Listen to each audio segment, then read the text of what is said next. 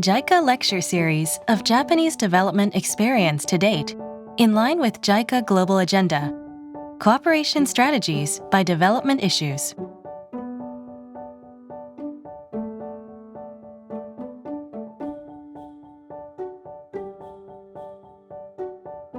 Japan's experience in promoting small and medium enterprises.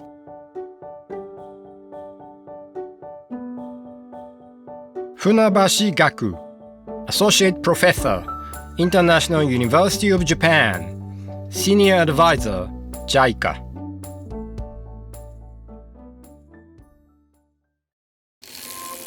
Introduction. Small and medium enterprises, SMEs, account for a high proportion of the total number of enterprises in Japan and provide opportunities for people to earn a living, no matter where they are in the country. While SMEs can be a driving force for economic development, people's lives are threatened when they have difficulties surviving. SME policy can be divided into two types: economic policy, aimed at promoting contribution to economic development, and social policy, aimed at protecting vulnerable businesses and workers. This video focuses on SME policy as economic policy. When non-Japanese people are asked about Japan's representative industries, the automotive and electronics sectors are the first to be mentioned. Their products contain various parts, and in many cases, SMEs produce those parts. This is the factory of Takeda Kanagata Seisakusho, manufacturer of molds and dies, in Tsubame City, Niigata Prefecture, famous agglomeration area of metal processing. SMEs have improved their technology in the traditional industry of metal processing, which began with the manufacture of iron nails. As a result, they now manufacture essential parts for the machines that produce the latest devices, such as smartphones. Let's look at how Japanese industry has evolved into the current structure and what kind of policies have been adopted to increase the contribution of SMEs. Since the Meiji Restoration, various entities had been working on small industry development. The first local industry development plan was prepared in 1884 by Maeda Masana. Not only the central government, but local governments took an important role in providing support in the Meiji and Taisho eras. With such efforts, local industries in Japan developed from agriculture to light industries such as the textile industry. For example, the spinning industry received the highest medal at the World Expo in the early 20th century, and exports increased. Although the work up until the mid-1930s is the base for SME development in Japan, today we will talk about SME's contribution to the transformation of industrial structure after World War II. Section 1. Transformation from the textile to the machine industry before World War II. It was around the time of World War II, the midpoint of Japan's more than 150-year history of modernization, that the metal processing and machinery industries became the center of manufacturing in Japan. Prior to that, the focus was on agricultural products and textiles. The transformation began in the mid-1930s, when Japan was preparing for war. In 1936, the automobile manufacturing business law was enacted. It purpose was to increase the production capacity of local manufacturers. Until then, the Japanese market had been dominated by American cars such as Ford. In the manufacture of products such as automobiles that require many parts, the development of part suppliers is an important issue. Therefore, the government designated manufacturers considering their production capacity and quality, and asked assemblers to purchase parts from them. Manufacturers were also asked to support suppliers in lending capital and machines and supplying materials. When the automobile manufacturing business law was enacted, approximately 70% of the factories manufacturing parts in Japan were located in prefectures with large cities such as Tokyo and Osaka. Interestingly, about a quarter were distributed throughout other prefectures. In Japan, from the Meiji period until the wartime regime of the 1930s, local governments, especially prefectures, had played a central role in promoting local SMEs. Increased inter-regional competition in the production of textiles had led each prefecture to support agricultural machinery, loom, and repair part businesses with the aim of improving their skills. Local governments implemented programs that established inspection centers, training centers, and exhibition of foreign machinery. Usually, birds of industry exist all over the country. If we provide light and water through support policies, they can grow and bloom. Section 2. Transformation from the textile to the machine industry. Development after World War II. After World War II, Japan experienced economic growth triggered by an increase in exports due to the Korean War from 1950. Then it joined GATT in 1955. Expecting the forthcoming trade liberalization, Japan needed to enhance the competitiveness of its domestic industries. A typical policy for strengthening competitiveness was the temporary law for the promotion of the machinery industry enacted in 1956. The main target industry was again the automotive industry. Because automobiles require many parts, the number of related enterprises was large. A ripple effect to other industries was also expected. The main purpose of the law was to improve the quality of parts by modernizing production machinery. About 130 parts, including gears and capital goods like molds, were designated as essential to automobile production. And low-interest loans were provided through public financial institutions to their manufacturers. To obtain a loan, enterprises had to submit a business plan.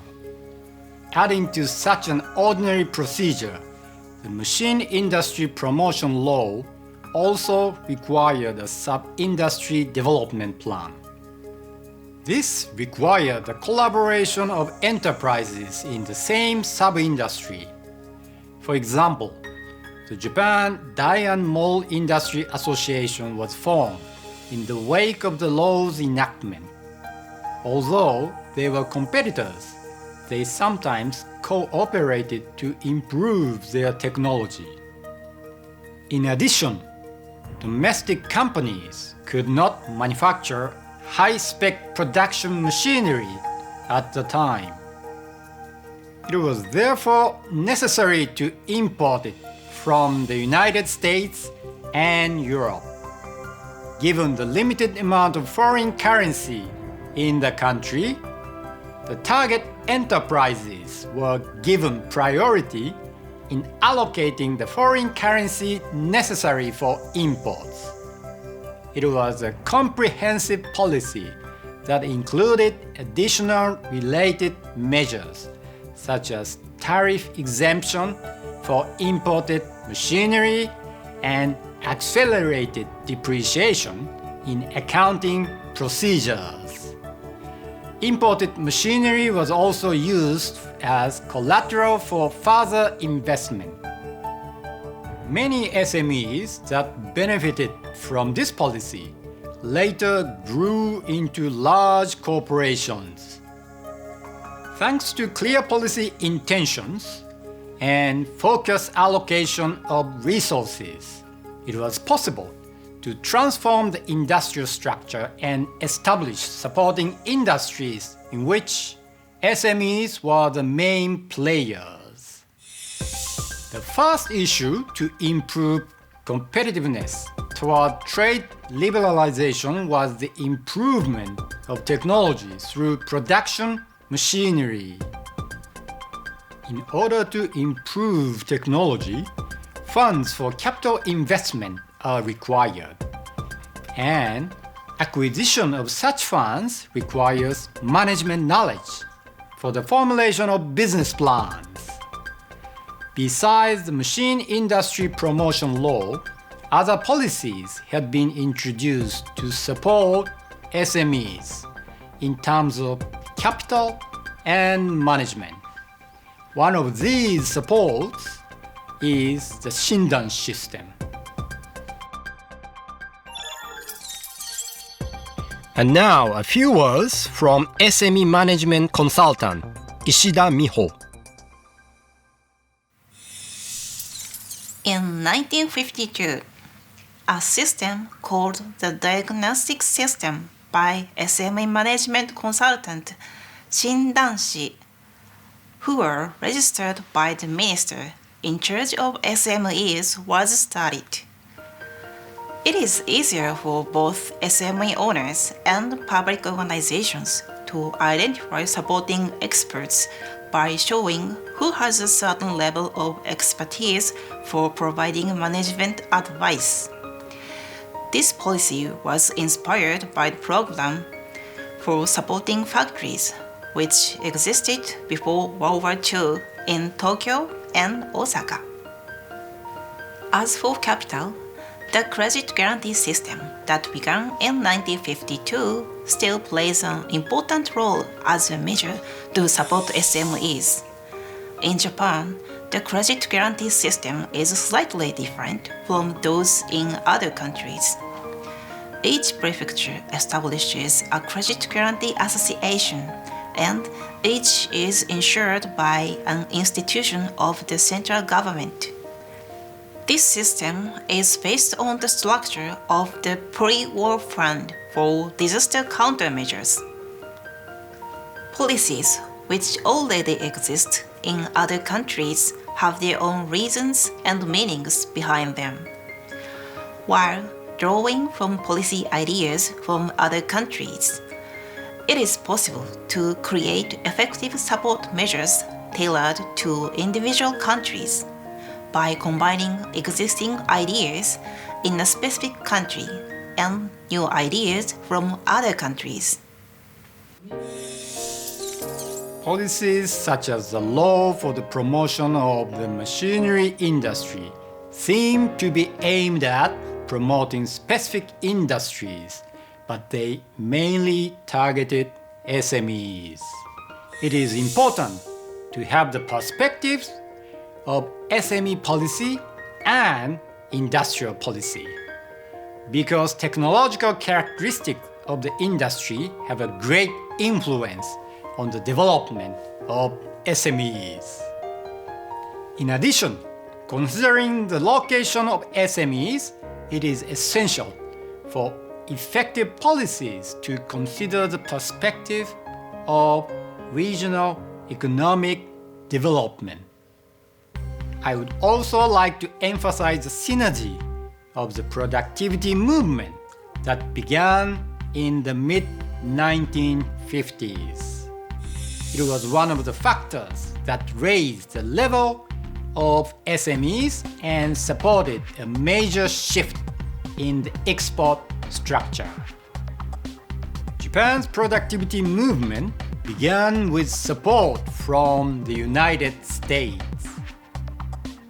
On the other hand, one of the reasons for the rapid nationwide spread of the movement was that there was a large number of enterprises that had introduced quality control since the Meiji era. The importance of quality control was already recognized in the Taisho and early Showa eras. Section 3. Transformation to knowledge-intensive industry. In the 1960s, economic growth was achieved, and in 1971, the Japanese government laid out its next vision for building knowledge-intensive industry as the new leading industry.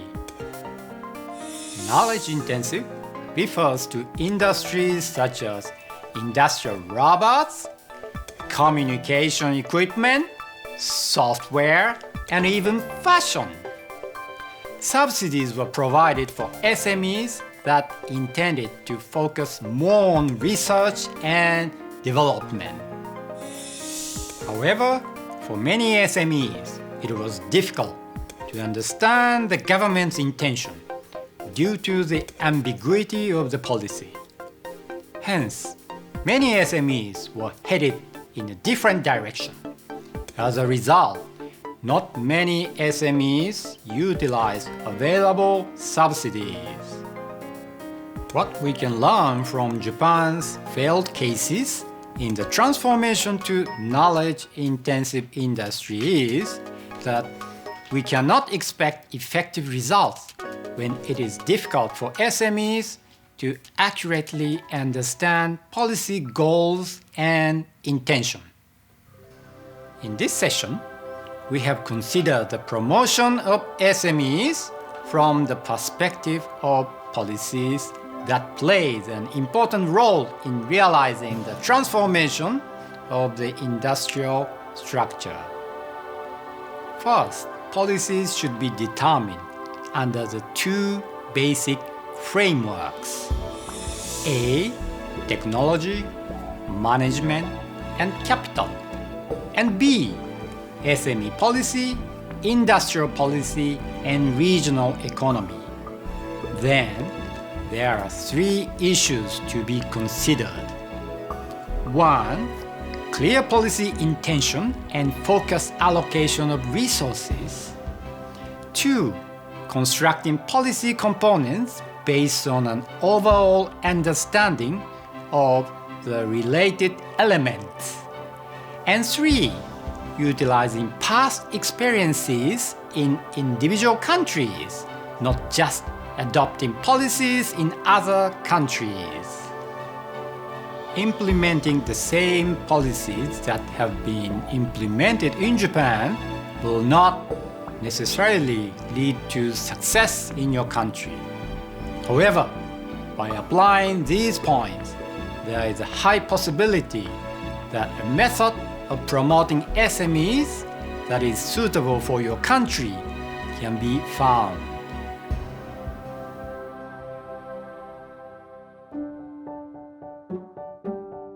Japan has modernized from a non-Western background to establish a free, democratic, prosperous, and peace-loving nation. In this sense, Japan is one of the best development models for the developing countries and regions today. In addition, Japan has contributed to economic growth in many developing countries, especially in Asia. Therefore, we would like to share with you Japan's unique experience of modernization which is different from Western countries, and cooperation for developing countries through this video material. This video series provides a comprehensive summary by development issue according to the lineup of JICA's cooperation strategy called the JICA Global Agenda.